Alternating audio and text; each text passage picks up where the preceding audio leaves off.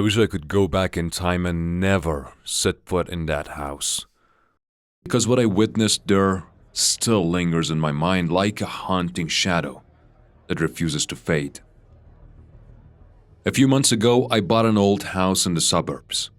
The location was great and the price was reasonable.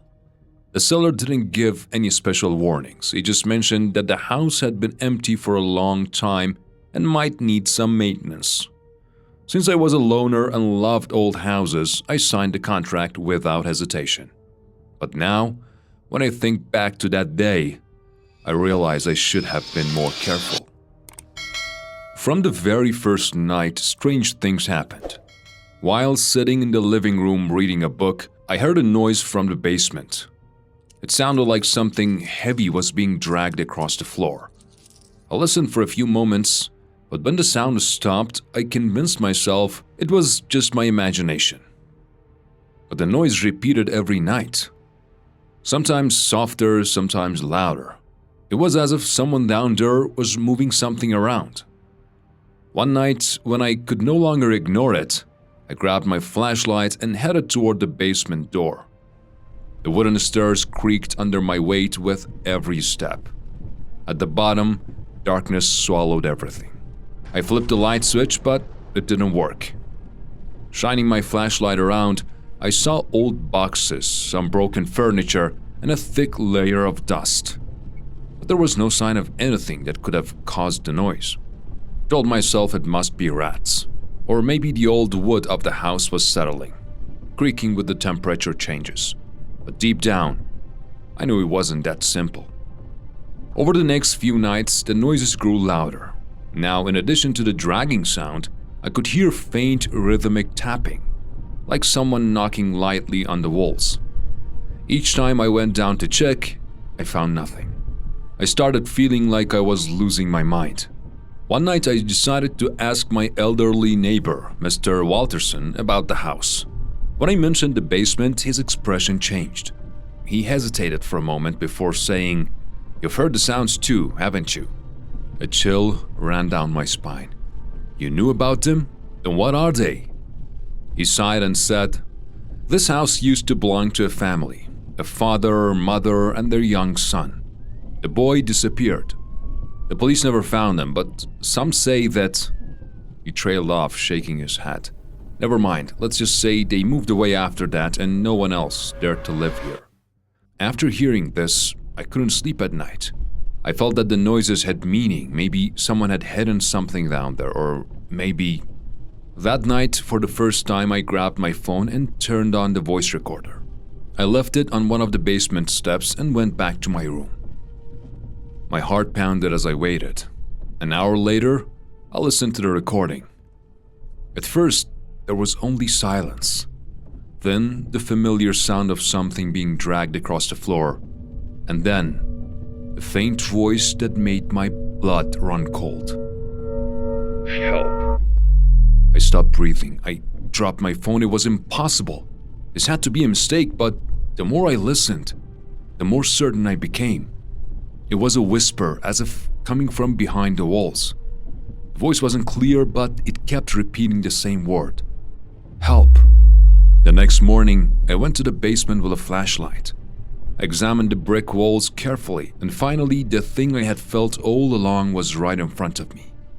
One of the walls had a small hidden opening, something that looked like it had been sealed with bricks a long time ago.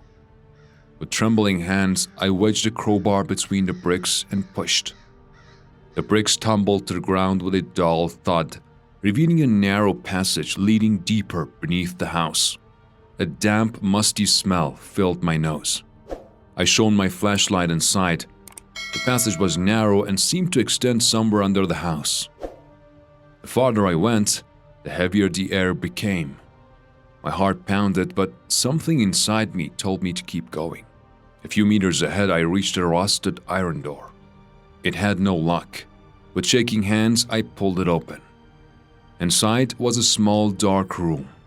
The walls were covered in deep scratch marks. On the floor were torn blankets, a few rotten food cans, and an old notebook. I picked up the notebook and, with trembling fingers, opened the first page. The dates were old, maybe 10 or 15 years ago. The handwriting was messy, full of scratched out words, but some sentences stood out. I'm trapped here. No one hears me. Father says I can't go outside. He says it's safe here, but I'm scared. Suddenly, behind me, something moved. Something fell. My breath caught in my throat. I turned around quickly. My flashlight beam landed on a shadow. A thin man with tangled hair, torn clothes, and terrified eyes stood there. He didn't blink. He just stared at me. Screamed and stumbled backward. The man didn't move. It was as if he was just as scared of me as I was of him. His cracked lips trembled as he whispered, "You can see me?" My mouth hung open. My brain couldn't process what I was seeing. This man, had he been living here? For how many years? How had he survived? Before I could say anything, he lunged toward me. My flashlight slipped from my hand, plunging everything into darkness. The last thing I remember was the sound of my own scream. A few days later, I woke up in a hospital bed. Detective Miller stood beside me. When he saw I was awake, he gave me a grim smile.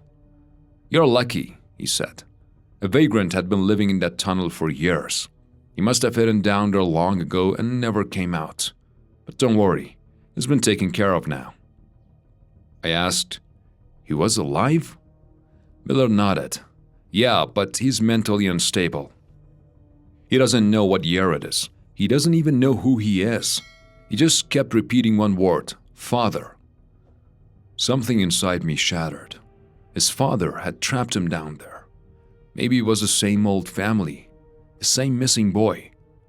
I left that house forever, but even now, on some nights when the world is silent, I still hear the sound of something dragging across the floor. And sometimes a familiar whisper brushes against my ear. "Help." I'd really appreciate it if you could like the video before I continue the story. Let's get back to the story.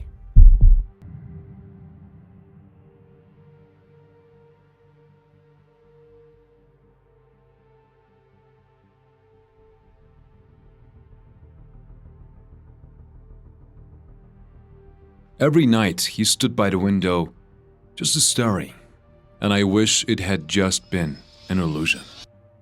I always thought of myself as a rational person, the kind who finds a logical explanation when others freak out over shadows in the dark. But now, as I write this, I'm not so sure anymore. A few weeks ago, I moved into a small apartment on the outskirts of the city. My name is Mark, and I had just started a new job at an architecture firm. My apartment was on the first floor, and my bedroom window faced the backyard. On my first night there, as I lay in bed, I noticed something strange. A shadow outside my window. At first, I thought it was just the trees swaying in the wind, casting strange reflections, but as I focused on it, I realized the shadow wasn't moving, it just stood there. I felt uneasy, but I tried to be logical. I pulled the curtains shut and forced myself to sleep. But the next night, the shadow was back. And the night after that. Sometimes it almost seemed like it was staring straight inside. One night, curiosity got the best of me. Slowly, I approached the window. My heart beat loud in my ears. I hesitated before pulling the curtain aside, only to find nothing there. Nobody. But why did I still feel like someone was watching me? 2 nights later, the sounds started. A faint scratching on the glass, like someone or something dragging their nails across it. My blood ran cold. I told myself it was just my imagination, but deep down, I wasn't convinced. I decided to set up a small camera outside the window to see what was really happening. The next morning, I checked the footage and my whole body froze. A man dressed in tattered clothes stood outside my window for hours. He never moved. He just stared inside. That night, I didn't dare turn off the lights. The next day, I went around the building asking my neighbors about the apartment. An elderly woman from upstairs who introduced herself as Mrs. Wilson hesitated before saying, "The guy who lived here before you had some issues." I frowned. "What kind of issues?" She hesitated again before replying, "Well, he kind of thought this place was still his, even after they kicked him out." Her words sent a shiver down my spine. Another neighbor confirmed that the man had lived there for years but was evicted due to mental health problems. But could he really still be coming back? That night, I decided to stay up and wait. Armed with a kitchen knife, I sat on my bed, staring at the window. Hours passed. Nothing happened. Then around 3 a.m., I heard it again. That slow, deliberate scratching on the glass. I held my breath. The shadow was back, standing motionless in the dark, but this time it moved. Suddenly, a trembling hand pressed against the glass. My whole body stiffened, my hands shook as I grabbed my phone and dialed 911. 911, what's your emergency? There's a man outside my window. He's staring at me. The operator spoke calmly. Stay inside, lock your doors. Officers are on their way. I couldn't move. The man was still there, even through the darkness. I could see his eyes.